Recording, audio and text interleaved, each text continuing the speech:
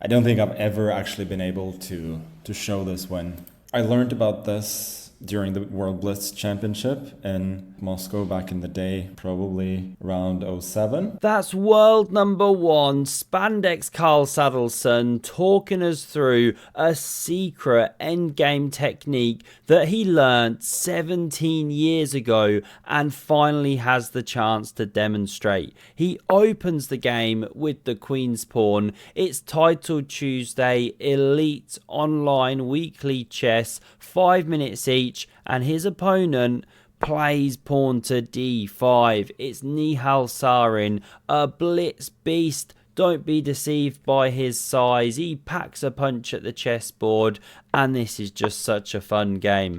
Magnus gets the knight out, and bishop e7. What's that all about? Well, by delaying the development of the knight, you don't allow white to go bishop g5, and if you go knight f3, well, you can no longer put the knight on e2. If you go e3, then you block the bishop in. So these are the subtle ideas, and it means that Magnus takes here and plonks the bishop on f4, seeing as g5 is not available. If you want the deep opening stuff, by the way, check out Lotus Chess, link in the description. Greatest opening app I know. Now we see pawn to c6 and pawn to e3. This is known as the Carlsbad pawn structure. Is it spelt with a C or a K? No one really knows. Driven many grandmasters insane. Now we see this bishop develop to f5. Bit of a modern twist on things. You know, not getting the king's knight out. Magnus puts this one on e2 here, blocking the bishop, but only temporarily. It spins round. It picks up a tempo. And look what Magnus has got planned.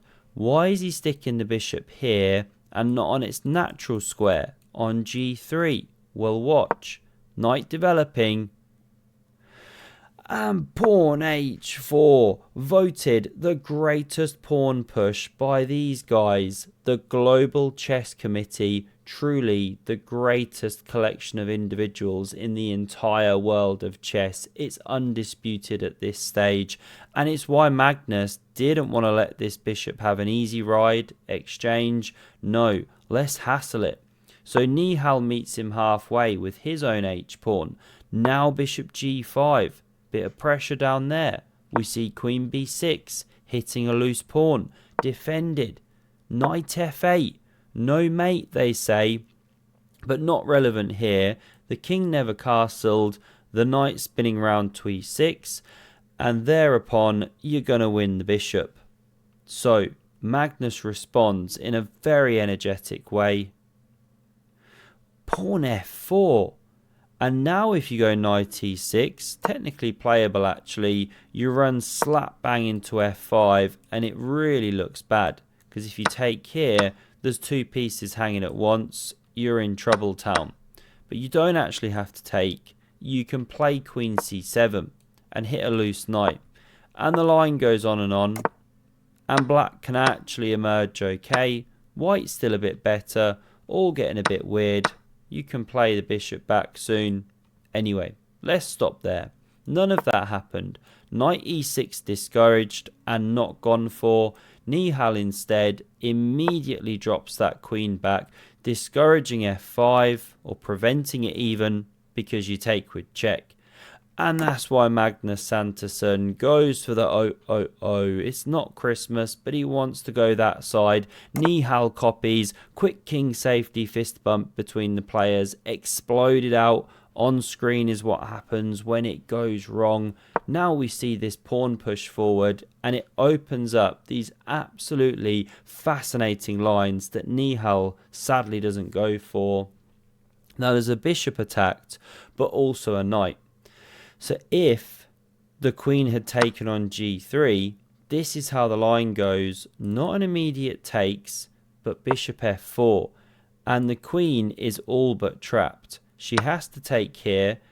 Rook h2 is technically the best way to trap, apparently. But this is the more natural looking move that Magnus was looking at. This is how the game could go. And we reach this position where black's got a rook, knight and two pawns for the queen. White a little better, but a fascinating imbalance. Not played. Let's run back out the back cave here. Nihal just drops back with the bishop. Not as fun, but still interesting, because after Magnus smashes on f6, you want to play this, but then knight h5 comes, and you're in some trouble. Bishop's looking like it's about to get mangled up, pawns loose. It's a real initiative now for white with g4 on the way. So this is ugly, but it is actually best, because when Magnus takes here, played in the game, black's got time to take here, unleashing some pressure, not yet capturable, if that's a word, but pressure. So what does Magnus do to fight back? He starts with rook df1, bishop backing up, Nihal whispers, stack my bishop.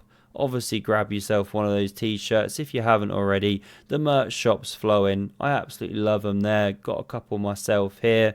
Let's crack on right now. g4's on the board here, and it's aggressive and also supporting the knight. But Nihal fights back.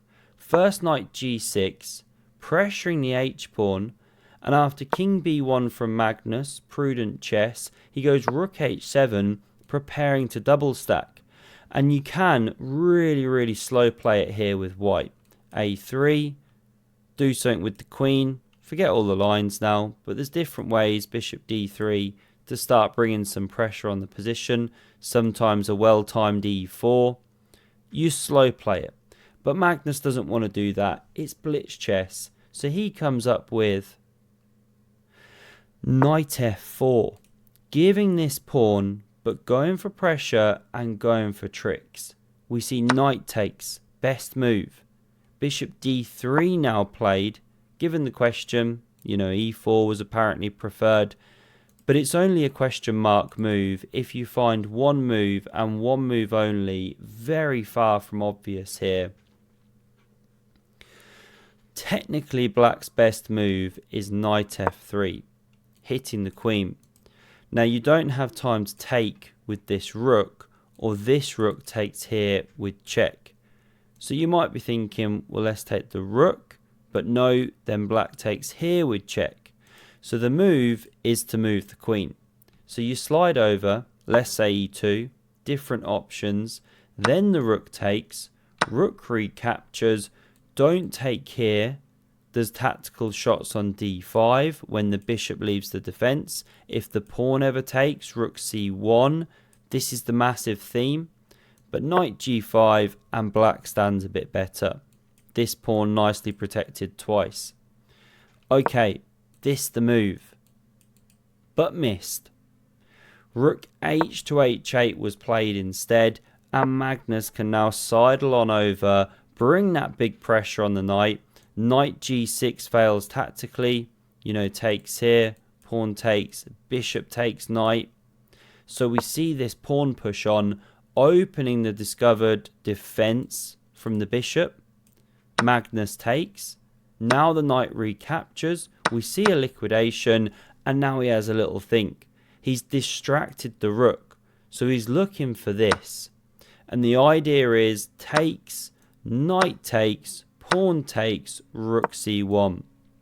The tactical motif I was mentioning, and this is no good for black. The queen is stronger here than bishop and rook, or knight and rook I should say. King's too exposed, way too many pawn islands, loose pieces drop off.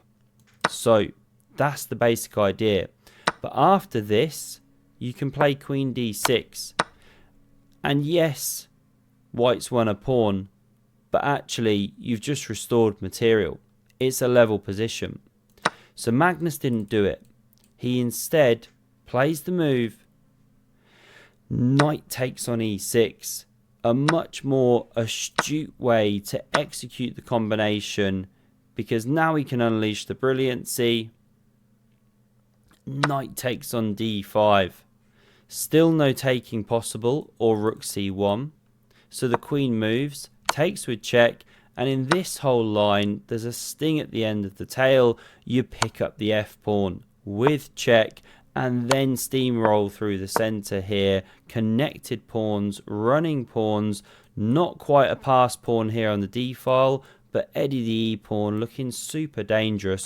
Rook e8 was played, pawn pushing on, a6, and Magnus, of course, offers the exchange of the ladies, taken off the board. You know you're in trouble when you're doing that against Magnus Carlsen, king of the endgame. Of course the c-pawn is pushed, try and break these guys up. So Magnus walks in with the king, takes, rook backing up to cover the central pawn. This is how the game proceeded, and now king c7, far and away best move to try and hang in there with white. Still not easy, but in the game, Nihal plays rook to d8, and this is a mistake, but it's so far from obvious. Magnus backs up, preparing to win a pawn, so this one's pressured, going for the exchange of prisoners. Magnus pushes, rook e5, rook sliding across. Surely this is hopelessly lost. We'll watch this. Takes, king c7, this one now dropping, but king d6. And the e-pawn now drops from the board with a little distraction of the king, so it allows Magnus to step in. But when we reach this position here, a series of only moves from Magnus, we find that the position is not drawn, despite the fact that it looks very, very drawn. 2v2 pawns and the kings in dead opposition with one another. But Magnus now finds 2 more only moves to make a series of 6 only winning moves. The only winning move. It's the only move? The only winning move. It's the only move? The only winning move. It's the only...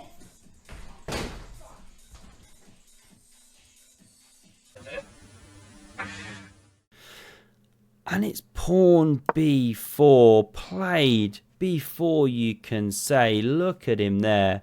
Magnus Carlsen still destroying the field at the 2065 Qatar Rapid and Blitz Open Tournament. Wow. Now, why'd you have to go b4? Well, I don't want to start getting crazy deep, but if you go a4 on the last move, a5 comes, and it kind of cementos these pawns, stymies them, stops the progress. So you had to start with pawn b4. It's incredible stuff. Nihal's waiting with the king. Every move for black is lost, so there's not much to say in terms of analysis here. b5's on the board. If takes, this is a winning line, and the pawn goes through, like so. So we didn't see takes. a5 was tried, but now again a winning move, not b6 check. Then the king stepping up, and you're toast. This was played.